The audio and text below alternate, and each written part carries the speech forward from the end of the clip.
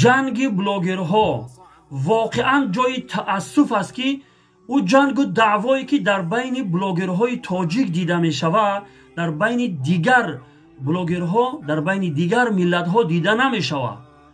наворҳои ҷавобие ки сабт мекунанд ба мисли сериал воре мебирояд. хуб ин кор, ин ҷанги даъвоҳо дар блогерҳои тоҷик одати деринаи онҳост. аз замоне ки ба ютуб роҳ ёфтанд, блогер шиданд, ин ҷанги даъвоҳои онҳо буд. хуб ман як паёме дорам барои ҳар як блогери тоҷик. хуб гӯш андозем. ман дар байни шумо қозӣ намешам, вале паёмбари худо саллаллоҳу алайҳи васалам метавонад ки дар байни шумо қозӣ бошад ва шумо ба паёмбари худо, ба суханои ӯ имон доре, боварӣ дорум ки дар сухани паёмбари худо ҳеҷ яке аз шумо эътироз намекунем. хуб умуман дар ҳамаи ҳамин ҷанҷолҳое ки ҳамин блогерҳои тоҷик мекунанд, чанд чизра мушоҳада кардам. яке ҷангу даъво, дигаре дуввумуш резондани обрӯву шарманда кардан, саввум таҳқиру иҳонат, чаҳорум сухани фаҳш, ҳатто ки дар публика сухани фаҳша меган, баъзиҳош худша бо адаб гирифта бо рамзу киноя ҳаму гапоша гап мезана, баъзиҳош ошкоро ҳаму сухани фаҳш ҳаму асбобуш да дасташ ном мегира, дар публика баён мекуна, гап мезана. хуб дар ҷое ки занҳову модарҳо инҳоро тамошо мекунанд, бо як бадахлоқӣ ҳаму сухани фаҳша гап мезананд. ҳар яке шумо худша барҳақ медона ва рақиби худша ноҳақ медона. ба ҳамин хотир шумо ҳамин ҷанги даъвотун оғоз шидагиай. хуб барои шумо ман як башорате дорум аз паёмбари худо саллаллоҳу алайҳи васалам ки агар шумо ҳамин ҷанги даъворо тарк мекунед. дар ривояти абу довуд омадааст ки ҷаноби расулуллоҳ саллаллоҳу алайҳи васалам мефармояд: ана заимун бибайтин фи рабади лҷанна лиман тарака алмираъа ва ин кана муҳиқан.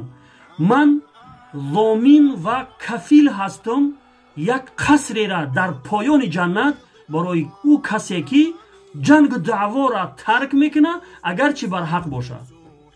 яъне ба истилоҳ бигем, паёмбари худо мега ман гарантия метам як қасрера дар поёни ҷаннат барои ӯ нафаре ки ҷангу даъвора тарк мекуна. хуб ҳоло ҳам шумо баъд аз шунидани ин ваъдаи паёмбари худо боз ҳам барои ҳамдигарат ҳамин хел ҷангу даъво мекуневу видеоответ метие, таҳқиру иҳонат карда ҳамдигартуна. пас хуб гӯш андозе, дар бораи резондани обрӯе ки дар ҳамин видеоответ шумо иқадар кӯшиш мекунӣ обрӯи ҳамдигара бирезоневу шарманда бикунӣ, айбҳои ҳамдигара мебароре. хуб гӯш кунед ки паёмбари худо дар ин бора чӣ мегӯяд. паёмбари худо мефармояд: куллу лмуслими ала лмуслими ҳаромун дамуҳу ва молуҳу ва ирдуҳ. хун, мол, обрӯи ҳар як мусалмон бар мусалмони дигар ҳаром аст. яъне дар ин ҳадис паёмбари худо резондани обрӯра дар баробари хуни мусалмон қарор дод. хуб диққат кунед, шумо мусалмоне, ин сухани паёмбари худо ҳастай, ман сухани ман нестай. резондани обрӯра дар баробари резондани хунаш қарор дод. субҳоналлоҳ, ин қадар гуноҳи кабира ҳастай. яъне як инсон агар обрӯша резондӣ, пас гӯё ки хуни ӯра резондӣ. пас шумо хуб огоҳ боше ки шумо на танҳо обрӯи ҳамдигартона мерезонед, балки муртакиби гуноҳи кабирае меша ки ҳамо резондани хуни як мусалмонро шумо ба дӯш мегиред. хуб андеша бикунед бародарои азиз. дигар ин ки шумо баъзед, ҳамад не баъзед каломи фаҳша дар публика мегӯед, ҳамо асбоб таном мегириву масалан дар публика дашноми фаҳш мегӣ. паёмбари худо саллаллоҳу алайҳи васалам мефармояд ки мусалмони воқеӣ дашноми фаҳшгӯ нест, яъне фаҳшгӯ нест, паёмбари худо мегӯяд. пас шумо чӣ гуна агар даъво доре ки паёмбари худоро дӯст медорам, пайравӣ аз паёмбар мекунам, вале дар публика, дар ҷое ки занҳову модарҳо шуморо гӯш мекунанд, шумо каломи фаҳша ба забонтон мебаред. пас дар шаъни як марди мусалмоне ки бо риш дораву сухани фаҳш мегӯяд, оё мезеба ҳамин кор?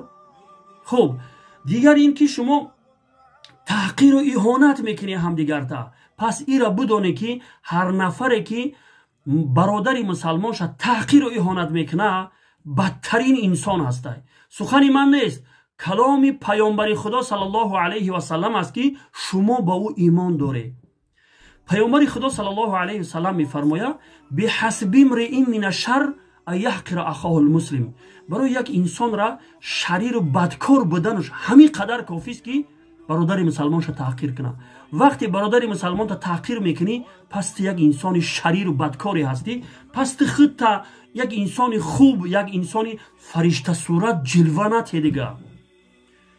блогерҳои муҳтарам, агар шумо рақибтона ответ надоде, қадру манзилати шумо паст намешавад.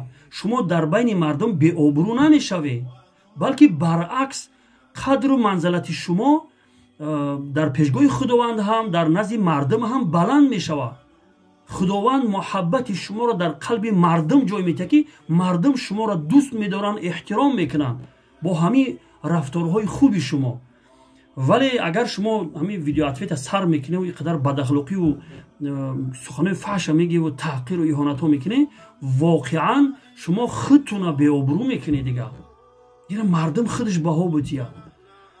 бозам дар охир аз якояки шумо бародарое ки блогер ҳастед бахшиш мепурсам, агар сухани ман сахт расида бошад.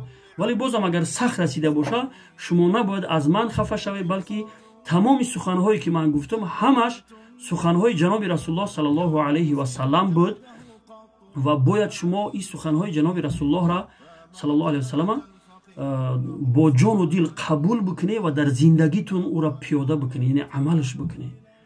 салому алайкум ва раҳматуллоҳи ва баракатуҳ.